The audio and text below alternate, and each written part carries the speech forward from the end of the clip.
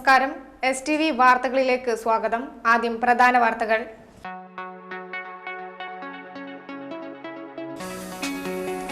അധികാരം പ്രതികാരത്തിനായി ദുർവിനിയോഗം ചെയ്യില്ലെന്ന് നിയുക്ത മന്ത്രി advocate V. Sunilkumar.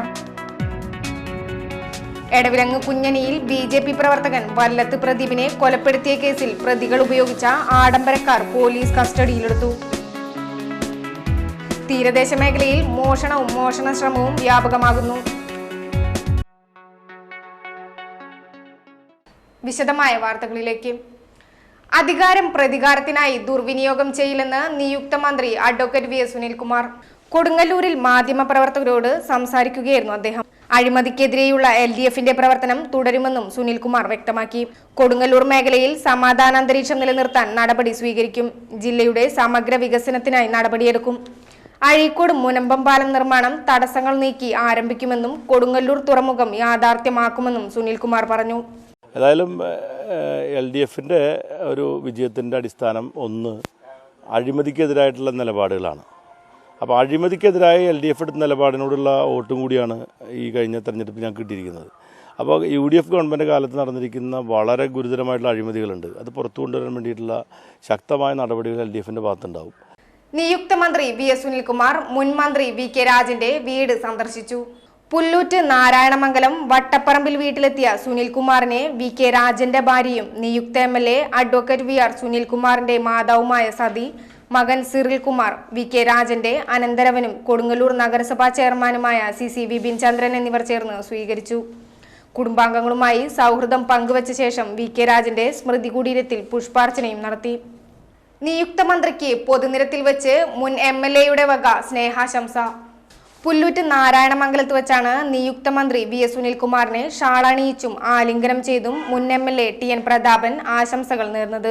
V. Sunilkumar മുൻമന്ത്രി VK രാജന്റെ വീട്ടിലെത്തി മടങ്ങുമ്പോഴായിരുന്നു അപ്രതീക്ഷിതമായ കണ്ടുമുട്ടൽ. റോഡിൽ കാത്തു നിൽക്കുകയായിരുന്ന TN പ്രതാപനെ കണ്ടയുടനെ വി. സുനിൽകുമാർ കാർ നിർത്തിയിറങ്ങി. തുടർന്ന് TN പ്രതാപൻ നിയുക്ത MLAയെ കതർ ഷാൾ അണിയിക്കുകയും ആശ്ലേഷിക്കുകയും ചെയ്തു. ഏതാനും സമയം സൗഹൃദം പങ്കിട്ട ശേഷം ഇരുവരും വഴിപിരിഞ്ഞു.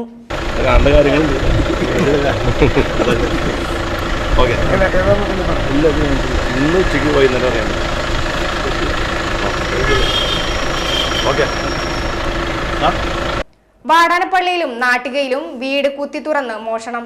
വാടാനപ്പള്ളിയിലും ഗണേശമംഗലത്തും നാട്ടികയിലും 3 വീടുകൾ കുത്തി തുറന്ന് മോഷണം. 2 പവന്റെ ആഭരണങ്ങൾ കവർന്നു. 3 വീടുകളിൽ മോഷണ ശ്രമം. ഒരാഴ്ചത്തെ ഇടവേളയ്ക്ക് ശേഷം തീരമേഖലയിൽ മോഷണം വ്യാപകമാവുകയാണ്. വാടാനപ്പള്ളി ബീച്ച് ഫാറൂഖ് ആശുപത്രിക്ക് സമീപം പണ്ടാരൻ സജിത്തിന്റെ വീട്ടിലായിരുന്നു ആദ്യ മോഷണം. ഇന്ന് പുലർച്ചെ 2 മണിയോടെയാണ് സംഭവം. സജിത്തിന്റെ മകൾ 2 വയസ്സുകാരി ആർദ്രയുടെ സ്വർണം പൂശിയ വെള്ളിയാഭരണം മോഷ്ടാവ് കവർന്നു. വീടിന്റെ പുറകിലെ വാതിൽ ഇളക്കിയാണ് മോഷ്ടാവ് അകത്തു കടന്നത്. സമീപമുള്ള വടക്കൻ വേലായുധന്റെ ഭാര്യ ദേവകിയുടെ വീട്ടിൽ മോഷണ ശ്രമവും നടന്നു. വീട്ടുകാർ ഈ സമയം ബന്ധുവീട്ടിലായിരുന്നു. പുറകിലെ വാതിൽ തകർത്ത മോഷ്ടാവ് വീട്ടിലെ അലമാരയിലെ വസ്ത്രങ്ങളും മറ്റും വാരി വലിച്ചിട്ട നിലയിലാണ്. ഇവിടെ നിന്ന് ഒന്നും നഷ്ടപ്പെട്ടിട്ടില്ലെന്നാണ് സൂചന. ഇതിനു സമീപം കോമലത്ത് നൌഷാദിന്റെ വീട്ടിലും മോഷണ ശ്രമം നടന്നു. പുറകിലെ വാതിൽ തകർത്താണ് മോഷ്ടാക്കൾ അകത്തു കയറിയത്. ഫ്രിഡ്ജിൽ സൂക്ഷിച്ചിരുന്ന ഭക്ഷണം വീട്ടുവളപ്പിൽ നിന്ന് കഴിച്ചതിന്റെ അവശിഷ്ടങ്ങളും പോലീസ് കണ്ടെത്തി. അലമാരയിലെ വസ്ത്രങ്ങളെല്ലാം വലിച്ചു വാരിയിട്ട നിലയിലാണ്. കുന്നത്ത് കുഞ്ഞക്കന്റെ വീട്ടിൽ മോഷണ ശ്രമം നടന്നെങ്കിലും വീട്ടുകാർ ബഹളം വച്ചതോടെ മോഷ്ടാക്കൾ ഓടി രക്ഷപ്പെടുകയായിരുന്നു. ഗണേശമംഗലത്ത് ബീച്ച് റോഡിൽ പോത്തുണ്ടിയിൽ മുഹമ്മദിന്റെ വീട്ടിലും മോഷണം നടന്നു. വീടിന്റെ മുൻഭാഗത്തെ വാതിൽ കമ്പിപ്പാര കൊണ്ട് ഇളക്കി തുറന്നാണ് മോഷ്ടാക്കൾ അകത്തു കയറിയത്. മുറിയിൽ ഉറങ്ങിക്കിടക്കുകയായിരുന്ന മരുമകൾ നസീമയുടെ കുട്ടി അസ്മർ അണിഞ്ഞിരുന്ന 5 ഗ്രാമിന്റെ കൈച്ചെയിനും 1 ഗ്രാമിന്റെ മാലയും മോഷ്ടാക്കൾ കവർന്നു. വിവരമറിഞ്ഞ് വാടാനപ്പള്ളി പോലീസ് സ്ഥലത്തെത്തി. മോഷണവുമായി ബന്ധപ്പെട്ട് 2 തമിഴ്നാട്ടുകാരെ കസ്റ്റഡിയിലെടുത്തിട്ടുണ്ട്. മുഖംമൂടി ധരിച്ച 3 പേരാണ് സംഘത്തിൽ ഉണ്ടായിരുന്നത്. നാട്ടിക AKG കോളനിക്ക് സമീപം വീട് കുത്തി തുറന്ന് മോഷ്ടാക്കൾ വൃദ്ധയുടെ 1 പവന്റെ ആഭരണം കവർന്നു. തേവർ പണിക്കൻ ശ്രീരാമന്റെ വീട്ടിലാണ് മോഷണം നടന്നത്. ശ്രീരാമന്റെ ഭാര്യ സരോജിനിയുടെ മാലയാണ് മോഷ്ടാക്കൾ കവർന്നത്. 1.5 പവന്റെ മാല പൊട്ടിച്ചെടുക്കാനുള്ള ശ്രമത്തിനിടെ 1 പവൻ വരുന്ന ഭാഗമാണ് മോഷ്ടാക്കൾക്ക് ലഭിച്ചത്. വൃദ്ധ നിലവിളിച്ചതോടെ മകൻ സത്യൻ മോഷ്ടാക്കളെ പിന്തുടർന്നെങ്കിലും റോഡിൽ വീണതോടെ മോഷ്ടാക്കൾ രക്ഷപ്പെടുകയായിരുന്നു. ഇയാളുടെ കൈകാലുകൾക്ക് പരിക്കേറ്റു. ബർമൂഡ ധരിച്ച് തലയും മുഖവും മറച്ച 2 പേരായിരുന്നു മോഷ്ടാക്കൾ.